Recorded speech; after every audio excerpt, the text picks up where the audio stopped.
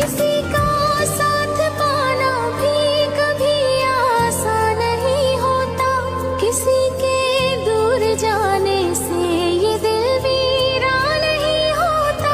वजह कुछ और भी मिल जाती है दुनिया में जीने की। বন্ধুরা, ডন এবং সামিরার এই ফুটেজটি যদি ফাঁস না হতো তাহলে কেউ বিশ্বাসই করত না যে সামিরা কী ধরনের মেয়ে। বন্ধুরা, আপনারা জানলে অবাক হয়ে যাবেন কত বড় চক্রান্ত করে এই সামিরা, ডন এবং আজিজ ভাই মিলে সালমান শাহকে এমনভাবে দুনিয়া থেকে সরিয়েছে। হ্যাঁ, এমনই এক চাঞ্চল্যকর তথ্য এবার ফাঁস করেছেন নায়িকা মৌসুমী। বন্ধুরা, আমরা জানি যে নায়িকা শাবনূর আগে মুখ খুলেছিলেন, সাথে মুখ খুলেছিলেন সালমান শাহের অ্যাসিস্ট্যান্ট মনসুর ভাইও। কিন্তু আজ মুখ খুললেন নায়িকা মৌসুমী। তিনি বললেন, আমি অনেক দিন ধরেই লক্ষ্য করতাম ডনের সাথে এই সামিরার অনেক বড় আনাগোনা ছিল। মৌসুমী এই কথাও বলেন যে সামিরা এমন ধরনের ছিল যে সালমান শাহের কাছে সালমান শাহের মতো, আমাদের সামনে আমাদের মতো, আর তার শাশুড়ির সামনে একদম শাশুড়ির মতো। যখন আমি তাকে তার শাশুড়ির সাথে দেখতাম তখন সে তার শাশুড়ির সাথে এত ভালো ব্যবহার করত, কিন্তু সালমান শাহ মারা যাওয়ার পর সেই শাশুড়ির নামেই সে কত বদনাম ছড়ায়। হ্যাঁ, এখান থেকেই আমরা বুঝতে পারছি যে এই সামিরা কত বড় বেয়াদব আর কত খারাপ মনের মানুষ। বন্ধুরা, মৌসুমী এই কথাটি বলার সময় একটাই কথা বলছিলেন যে আমরা সবাই এখন বিচার চাই। যেভাবে নায়ক সোহেল চৌধুরীকে এই দুনিয়া থেকে সরিয়ে দেওয়া হয়েছে, ঠিক একইভাবে সালমান শাহকেও সরিয়ে দেওয়া হয়েছে। আর আমরা জানি না নায়িকা দিতিকে সরিয়ে দেওয়ার পেছনেও এদেরই হাত ছিল কিনা। নায়িকা দিতির মেয়েও লাইভে এসে একই কথা বলেন যে আমরা সালমান শাহ এবং আমার বাবার হত্যার বিচার চাই। বন্ধুরা, চলুন এখন আপনাদেরকে সেই ভিডিওটি দেখাবো যে ভিডিওটির মাধ্যমে সালমান শাহের বোন এমন কিছু গোপন তথ্য সবার সামনে নিয়ে এসেছেন যা দেখার পর আপনারা অবাক হয়ে যাবেন যে সামিরা কিভাবে জড়িত ছিল। চলুন সেই ভিডিওটি দেখে নিই তাহলে। সরাসরি একটি রায় ঘোষণা হবে, কারণ বিভিন্ন সময় দেখা যাচ্ছে যে বিভিন্ন ব্যক্তিবর্গ, বিশেষ করে আসামি যারা আছেন, তারা বিভিন্ন সময় বিভিন্ন জায়গা থেকে হুমকি ধামকি দিচ্ছেন। ডনকে কিন্তু 9 আগস্ট যখন গ্রেপ্তার করা হয়, আমরা ভক্তবৃন্দ বেশ কয়েকজন সরাসরি কোর্টে চলে গিয়েছিলাম। তার চেহারা কিন্তু খুব হাস্যোজ্জ্বল ছিল যখন সে গ্রেপ্তার করে তাকে যখন এজলাসে দাঁড় করানো হয়। তো এইটা কিন্তু মানে তার একটা চেহারার অভিব্যক্তি দেখে বোঝা যায় সে কতটা ধরেন অহংকার ছিল। কিন্তু তার পরক্ষণে তার হয়তো একটা ধারণা ছিল, যেহেতু 20 অক্টোবর এই মামলাটি দায়ের করা হয় রমনা থানায়, তারপরেও কিন্তু সে বিভিন্ন সময় মিডিয়াতে বিভিন্ন আপনার চলচ্চিত্রের শুটিংয়ে অংশগ্রহণ করেছে, আমরা বিভিন্ন মিডিয়ার মাধ্যমে দেখতে পেয়েছি। শুধু তাই নয়, তিনি কিন্তু আপনার এই জাতীয় নির্বাচনে আপনার সরকারি দলের পক্ষে বিভিন্ন সময় বিভিন্ন নির্বাচনী প্রচারণা করেছেন। তো এগুলি কিসের সাহসের ডন এগুলি করে থাকে? তা আমরা শুধু ডনের এখন যেহেতু গ্রেপ্তার হয়েছে এই উপলক্ষে সবাই একসাথে বলবো আলহামদুলিল্লাহ।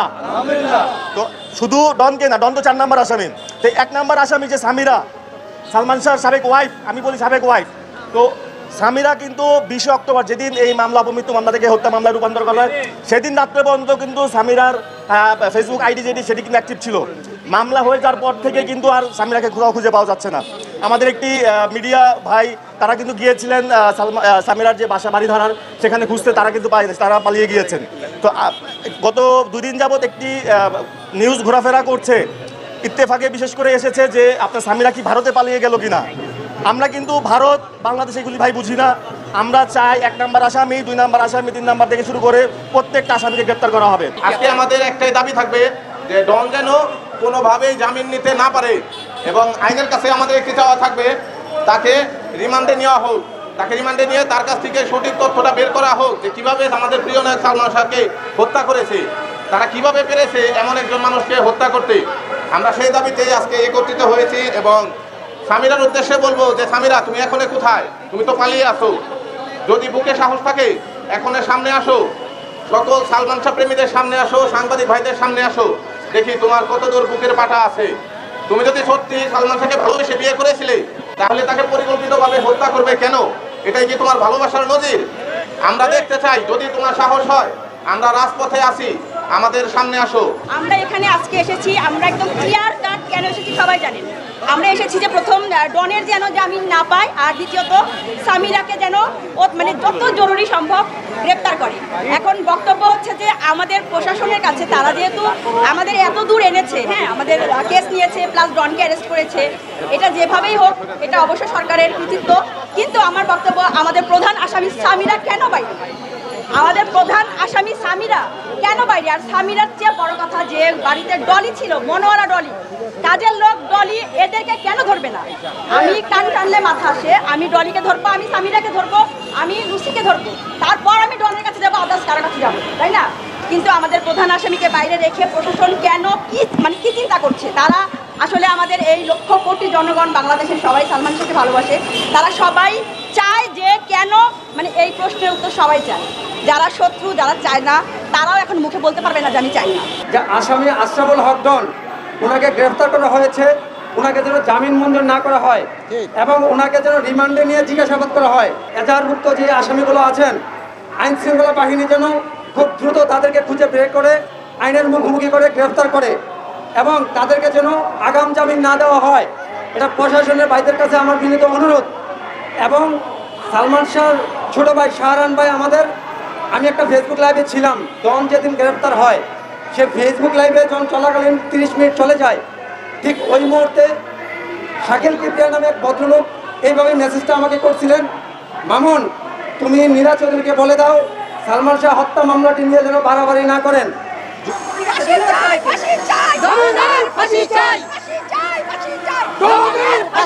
আইন তো আর কাউকে ব্যক্তিগত দেখে চলে না, আইন সবার জন্য সমান। তাই তিনি অতিরিক্ত কঠোরতার কারণে দেশ তো করার মতো একটা দুঃসাহস দেখিয়েছিলেন। তো আল্লাহ পাকের অশেষ রহমতে তিনি ধরা পড়ে গেছেন। তো এটা আসলে আমাদের সালমান ভক্তদের জন্য অনেক খুশির সংবাদ যে দীর্ঘ 30 বছর পরে হলেও আমরা একটু আনন্দ দেখতে পাচ্ছি। কিন্তু এর মাঝে তিনি ক্ষান্ত হননি। তাকে যেখানে রিমান্ড মঞ্জুর করার কথা, সেখানে আমরা দেখেছি 9 আগস্টের পর মাত্র 2 দিন পরে ওনার পক্ষে একজন আইনজীবী দাঁড়িয়েছেন এবং ওনার জামিনের জন্য আবেদন করেছেন, কিন্তু আদালত ওনার জামিন নামঞ্জুর করেছেন। তো সেই জন্য আমরা আদালতকে অশেষ ধন্যবাদ জানাই। তো এভাবেই আসলে আমাদের সালমান ভক্তদের সংগ্রাম চলতে থাকবে। একজন 75 বছর বয়সী একজন মহিলা, একজন মহিষী নারী, উনি আজ 30 বছর ধরে নিজের ছেলের হত্যার জন্য বিচার চেয়ে যাচ্ছেন। এখন আমরা প্রশাসনের কোনো গণিমসি আমরা চাচ্ছি না, আমরা ডিরেক্ট ডনের ফাঁসি চাচ্ছি। উমরা হজ তখনই কবুল হয় যখন আল্লাহর কাছ থেকে আল্লাহ চায় বান্দা উমরা হজটা করুন। আল্লাহ চায় না ডনের মতো একটা কলঙ্কিত মানুষ মক্কা মদিনায় বানাবে। ডনকে কারাগারেই বানায়, মক্কা মদিনায় বানায় না। ডন আসলে তো উমরা করতে যায় না, ডন গেছিল গেম নিয়ে ইউরোপ পালাতে। ইউরোপ গিয়ে বলতো আমি এসাইলাম দেন, আমি রাষ্ট্রপরিপন্থী। ডন তুই তো রাষ্ট্রপরিপন্থী, কারণ তুই কিছুদিন মাফিয়া দলে ছিলি, আওয়ামী করত। যখন বিএনপি ক্ষমতায় আসবে তখন ডন বগুড়ায় গিয়ে বিএনপি নিয়ে ঘুরে বেড়াতো, যাতে করে ওর বাংলাটা হালকা করা যায়। ডন হলো সুবিধাবাদী, যেখানে হাওয়া বসে সেখানেই সুবিধার জোন বসে থাকে। আর সামিরা তুমি পলায় কোথায় যাবা? ভারতে যাওয়ার চেষ্টা করছো, সব আসামিরা ভারত যাচ্ছে, তুমিও ভারত যে পারবে যাবা, এত সহজ না। তুমি ছাড়া আরো 11 জন আসামি এই এজাহারভুক্ত আছে। 11 জন আসামিকে ধরার পরে যখন তোমাকে খুঁজে বের করা হবে, ইন্দুরের গর্ত থেকে তুমি পালাইতে বাধ্য। সামিরাকে যেন দ্রুত গ্রেফতার করা হয়। সামিরাকে গ্রেফতার করলে ফলের বিড়াল বের হয়ে আসবে। সামিরা, তুমি বলেছিলে যে আমি কিছু করিনি, আমার নাম আসবে না। কোথায় তুমি এখন? আসো না, এই আদালতে এসে প্রমাণ করো যে তুমি কিছু করো নাই, তুমি আমাদের সালমান ভাইকে হত্যা করো নাই। এখন তোমার সাহস নেই, কোথায় গেছে তোমার সেই পুলিশ? তুমি অনেক বলেছো, অনেক শুনেছি। আমাদের ছোট মা নীলা চৌধুরীকে তুমি নীলা চৌধুরী বলে সম্বোধন করেছো। তুমি এতটাই বেয়াদব। তোমার তো স্বামী বদলের স্বভাব আছে, অতএব তোমার সবকিছুরই স্বভাব আছে। তুমি পারো না এমন কিছু নাই। তুমি টাকা দিয়ে প্রশাসনকে কিনতে চাও, তুমি টাকা দিয়ে ভক্তদের কিনতে চাও। একটা কথা মনে রাখো, প্রশাসনকে কিনতে পারবে কিন্তু ভক্তদের কিনতে পারবে না। আপনাকে শুধু এতটুকু বলতে চাই, যারা খুনি আসামি যারা আছেন, সালমান শাহ ভক্তদের, সালমান শাহ পরিবারদেরকে হুমকি ধমকি দিয়ে কোনো লাভ হবে না। সালমান শাহ ভক্তরা 1996 সালে জীবন দিয়ে প্রমাণ করে দিয়েছে সালমান শাহর জন্য সালমান শাহ ভক্তরা জীবন দিতে প্রস্তুত আছে এবং জীবন দিয়েছে। আমি সিজান বলে দিতে চাচ্ছি, এই বিচারের রায়ের জন্য, এই সুষ্ঠু ন্যায় বিচারের দাবিতে যতদিন পর্যন্ত এই দেহে দম আছে, আমাদের সংগ্রাম চলবে। 30 বছর হয়ে গেছে কিন্তু কোনো আসামি গ্রেপ্তার হয় নাই। আমরা রাজপথে ছিলাম মহানায়ক সালমান শাহ হত্যার বিচারের দাবিতে। ইনশাল্লাহ মাফিয়া সরকারের আমলে একটা আসামিও গ্রেপ্তার হয় নাই এবং এই মামলার কোনো কুল কিনারা ছিল না। একের পর এক, ডেটের পর ডেট শুধু দিয়েই গেছে। যখনই বিএনপি সরকার ক্ষমতায় আসছে তখন একটা হত্যা মামলা দায়ের হয়েছে এবং এই বিএনপি সরকার আমলেই 4 নম্বর আসামি ডন গ্রেপ্তার হয়েছে। এর জন্য যখনই বিএনপি সরকার ক্ষমতায় আসে তখনই দেখা যায় সে যে দলই করুক, সে যদি দোষী সাব্যস্ত হয় অবশ্যই সে শাস্তি পাবে এই বাংলার মাটিতে, এটা আমরা বিশ্বাস করি। জাতীয়তাবাদী দল যখনই ক্ষমতা আসবে তখনই আইনের শাসন এই দেশের মধ্যে সৃষ্টি হয়, তখনই ন্যায় বিচার পাই আমরা, তখনই ন্যায় বিচার হয়। আমরা আরো বিশ্বাস রাখি, আশা রাখি বিএনপি সরকার যে এই মামলার আরো যারা যারা আসামি আছে, সামিরা সহ, প্রথমে 1 নম্বর আসামি সামিরা সহ সকলকে যে অতিবিলম্বে গ্রেপ্তার করে আইনের আওতায় আনা হয়। আজকে প্রশাসনকে আলহামদুলিল্লাহ আসামি 4 নম্বর আসামি ডন গ্রেফতার হয়েছে, সে যেন জামিন না পায়, এই একটা কারণ। দ্বিতীয় কারণ হচ্ছে 1 নম্বর আসামি সামিরাকে ধরা এবং দ্রুত সকল আসামি যারা আছে, যারা বাংলাদেশে আছে অবস্থানরত এখন, তাদেরকে যেন গ্রেফতার করা হয়। এবং 3 নম্বর কারণ হচ্ছে আমাদের এক ভক্তের লাইভে এসে শাকিব কিবরিয়া নামে একটা ছেলে, সে বলেছে যে আমাদের সালমান শাহের পরিবারকে হুমকি দিয়েছে, আমাদের সদ্যমা নীলা চৌধুরীকে বলেছে যে উনি যেন এই মামলা নিয়ে বাড়াবাড়ি না করে, তাহলে সালমান শাহকে যেভাবে হত্যা করা হয়েছে সেভাবে তার ছোটো ভাই শাহানকে হত্যা করবে। তাহলে এটা পরিষ্কার হয়ে গেল সালমান শাহকে তারা হত্যা করেছে, সালমান শাহ কখনোই আত্মহত্যা করে নাই, এটা আবারও প্রমাণিত হলো। তো যাই হোক, আমরা এই 3টা দাবি নিয়ে আজকে মানববন্ধনে আমরা চাই যে সুষ্ঠু তদন্তের মাধ্যমে, এর আগে প্রশাসন এর আগে অনেক হাত বদল হয়েছে, তারা শুধু আত্মহত্যার রিপোর্ট দিয়েছে এবং সালমান শাহকে বারবার হত্যা করা হয়েছে। আমরা সালমান শাহ হত্যা বারবার চাই নাই, কিন্তু এখন হত্যা মামলা রূপান্তরিত হয়েছে এবং প্রথমে ছিল আপনার রমনা থানা পুলিশের কাছে, তারা কিছু করতে পারে নাই, পরে সিআইডির কাছে দিয়েছে।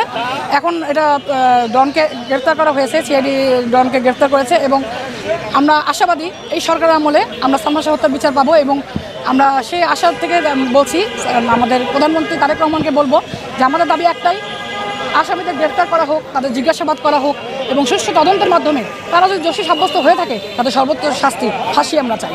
সালমান শাহ নীলা চৌধুরী উনি বলছিলেন যে তোমরা স্বীকার করো, আমি তোমাদেরকে মাফ করে দেবো, কিন্তু ভাই আমরা মহান না, আমরা ভক্তরা মহান না, কারণ আমরা আজকে 30টা বছর ধরে অপেক্ষা করতেছি, হ্যাঁ, আমরা এই মামলাটার জন্য। সেই মামলা এখন আমরা এত মহান না যে আসামিদেরকে ছেড়ে দিব, হ্যাঁ, যে আসামিরা ছাড় পেয়ে যাবে, এটা না। আমরা চাই সুষ্ঠু তদন্তে যদি তারা দোষী সাব্যস্ত হয় তাহলে আমরা সর্বোচ্চ শাস্তি, ফাঁসি চাই। কাছের মানুষরাই কিন্তু শত্রু হয়, কিন্তু আমরা সেটা বুঝতে পারি না। ডন কাছের মানুষ থেকে ডন মানে সবসময় ডন সামিরার সাথে একটা অবৈধ সম্পর্কও ছিল, সেটাও আমরা জানি।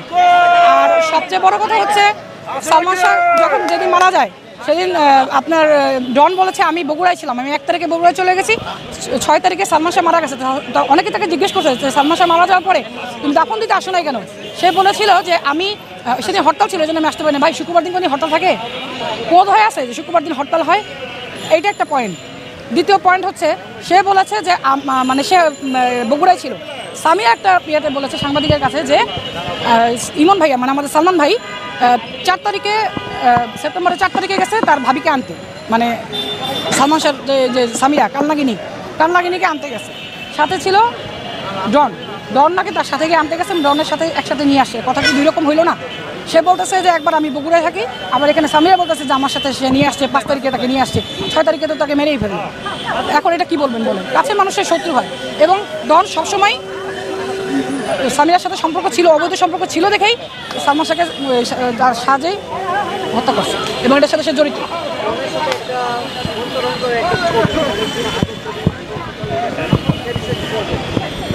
এই ছবিটা সামিরার ছবি, সামিরা দাবি করে এটা নায়িকা আশা ভালোবাসার ছবির নায়িকা সাবিনার ছবি। কিন্তু শুনুন, একটা মানুষের গেট আপ দেখলে, হাত পা দেখলে অনেক কিছু বোঝা যায়। আমার হাত পা বা ওর হাত পা একরকম হবে না। আমি সালমান শাহ মারা যাওয়ার পরে, ইমন মারা যাওয়ার পরে আমি কাঁদতে পারি নাই, কারণ কান্নার আমার কোনো সুযোগ ছিল না।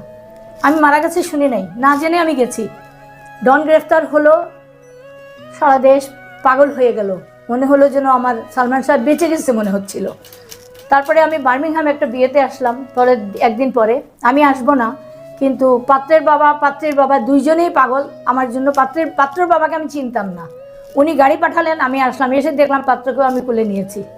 যাই হোক, ওখানে 1-1.5 হাজার মানুষ ছিলেন। আপনারা বিশ্বাস করবেন না কিনা, আমি আল্লাহর কাছে অনেক কৃতজ্ঞ। বিয়ে বাড়ির পরিবেশ বদলে গেল। আমি ক্ষুদ্র একটা মানুষ, নীলা চৌধুরী, সালমান শাহর মা, আমি ঢোকার পরে মনে হলো এখানে সালমান শাহর আন্দোলন শুরু হয়ে গেল। বসুন্ধরা টিস্যু, অশুদ্ধতার বিরুদ্ধে 1 বিন্দুও ছাড় নয়।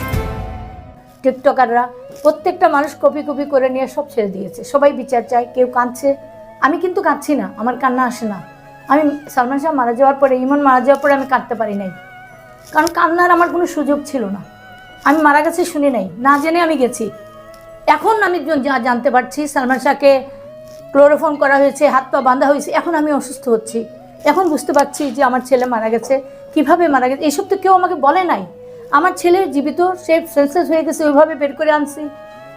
আপনার নিয়ে গেলাম হলি ফ্যামিলিতে, গিয়ে মনে হলো ওরা প্রস্তুত ছিল, ওরা কেউ হাত দিল না। আমাকে বললো, আমি সংক্ষেপে বলছি, ওরা আমার হাজব্যান্ড, আমি যখন নামাই নিলাম উপর থেকে, আমরা ঘরে গিয়ে দেখলাম আমার ছেলে অসুস্থ পড়া। আমি দেখতে তার ডাকলাম, দুইজন, একজন তেল দিচ্ছে আমার আবুল, আর একটা চাইনিজ মেয়ে হাতে তেল দিচ্ছে 2 হাত ধরে। আমার হাজব্যান্ড, আমি আর আমার ছোটো ছেলে ঢুকছি, আর কেউ ছিল না ওখানে। 15 দিন আগে একটা ছেলে বলে গেছিলো যে সালমান শাহকে হত্যা করা হবে, মেরে ফেলবে, আপনি বাঁচাতে চাইলে তার কাছে নিয়ে আসেন। আমার ছেলে বলছে ছেলেটা অ্যাডিক্ট, উল্টোপাল্টা বলছে।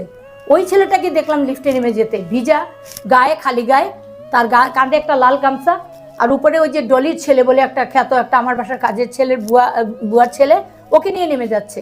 সে কিন্তু আমাকে বললো এখানে যে আপনাকে বলেছিলাম আপনার ছেলেকে বাঁচাতে পারবেন না, যান গিয়ে দেখেন, বলে সে আর পাশের লিফটে নেমে গেল। আমি আর কিছু জানলাম না।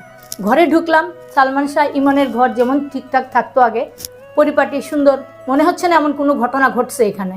ডাইরেক্ট আমরা রুমে গেলাম, রুমে গিয়ে দেখলাম ইমনের খাটে যেদিকে মাথা রাখার কথা ওইদিকে পাও, যেদিকে পাও রাখার কথা ওইদিকে মাথা, সে শুয়ে আছে, একটা গেঞ্জি পরা, কালার মনে নাই, ইয়েলো একটা প্যান্ট পরা, দুইজন তেল দিচ্ছে। আমরা ঢুকতে দেখে ওরা চলে যাচ্ছিল।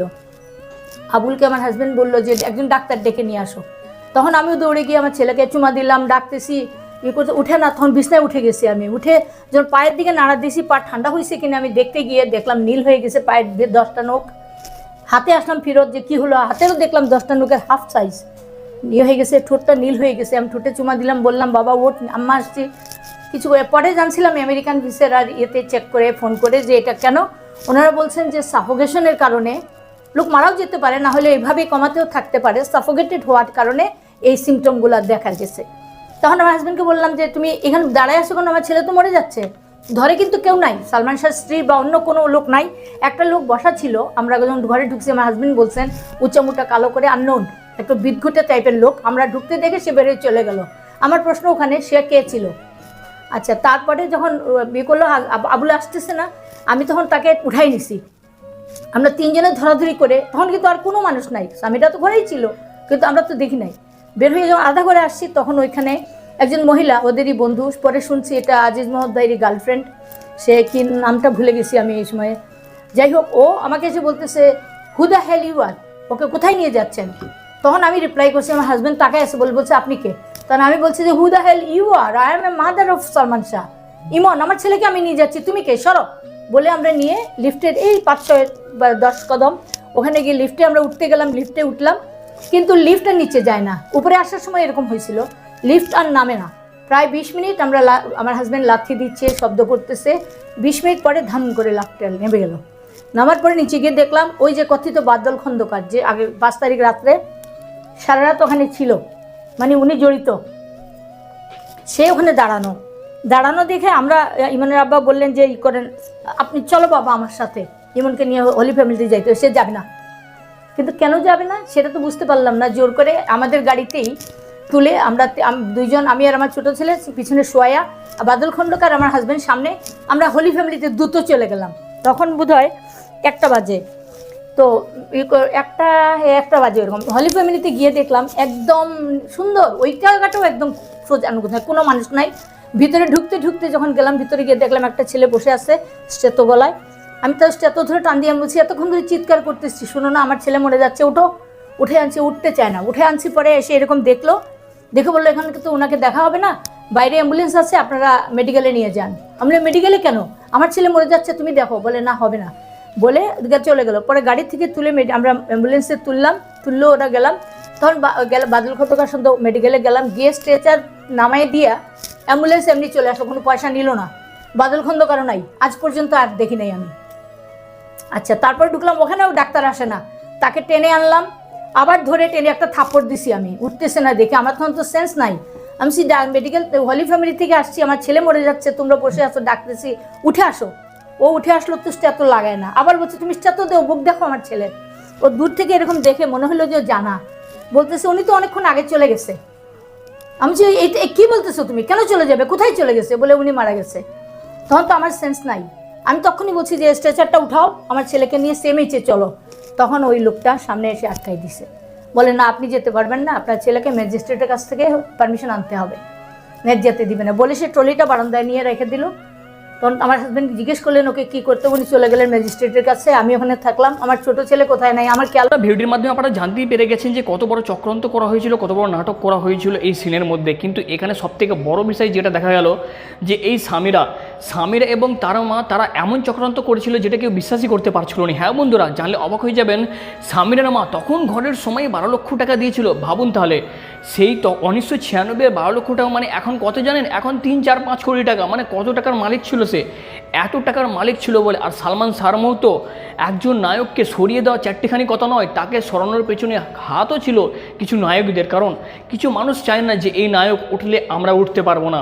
বন্ধুরা দেখুন, প্রথম তিনি যে 6টি বই করেছিল, সেই বইগুলো একেবারে সুপারহিট, একটা বইও তার ফ্লপ যায়নি। তাকে এই দুনিয়া থেকে এই জন্য হাঁটিয়ে দেওয়া হয়েছে। জানলে আপনারা অবাক হয়ে যাবেন যে শাহরুখ খান এবং আমির খানের মুভির রিমেক করেছিল এই সালমান শাহর মুভিটি আমির খানের মুভির থেকে সবথেকে বেশি জনপ্রিয়তা লাভ করেছিল। কিন্তু তাদের সহ্য হলোটা কীভাবে? তারা সহ্য করতে পারলো না, তারা সালমান শাহকে দুনিয়া থেকে উঠিয়ে দিল। বন্ধুরা, ভিডিওটি ভালো লাগে লাইক করবেন, কমেন্টে জানিয়ে দেবেন। ধন্যবাদ, নিজেদের খেয়াল রাখতে ভুলবেন না।